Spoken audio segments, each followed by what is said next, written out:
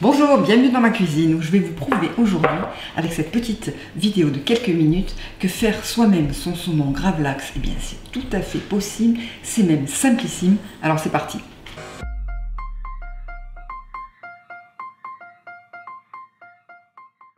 Procurez-vous un beau filet de saumon de 600 grammes environ, si possible d'Écosse label rouge que vous faites couper par votre poissonnier. Ensuite, vous prenez un saladier, vous versez 200 grammes de gros sel non raffiné si possible, auquel vous rajoutez 200 grammes de sucre, ici complet bio, mais vous utilisez le sucre de votre choix, si possible non raffiné. Ensuite, vous mélangez, vous récupérez un petit peu plus de la moitié dans un petit bol, et puis vous déposez sur l'autre moitié du mélange le filet de saumon côté peau. Il suffit ensuite de recouvrir le saumon avec le reste du mélange et voilà, la recette est quasiment terminée. On n'a plus qu'à filmer le plat et laisser reposer notre saumon pendant 12 heures au réfrigérateur.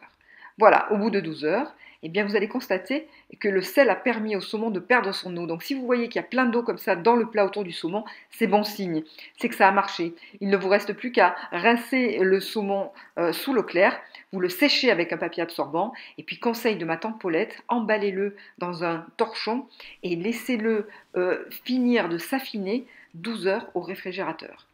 Voilà, donc vous pouvez aussi le laisser très bien 4 ou 5 jours au réfrigérateur, le consommer quand vous voulez, ou pourquoi pas le congeler. Hein, vous voyez maintenant, après 12 heures, là, il est dense et brillant, il est parfait. C'est une recette que je vous conseille pour les fêtes de Noël parce que vous pouvez le préparer bien à l'avance.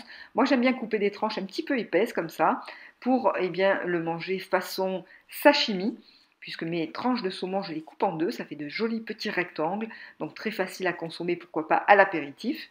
Et puis nous ce soir, on va le manger bien façon asiatique avec de la sauce soja. Donc on trempe le saumon dans la sauce soja. Moi j'aime bien ensuite le mélanger avec un petit peu de mesclun. C'est aussi délicieux avec du riz à sushi et des avocats. Et puis si on est beaucoup plus classique, eh bien, pourquoi pas sur un toast avec du beurre salé, c'est délicieux.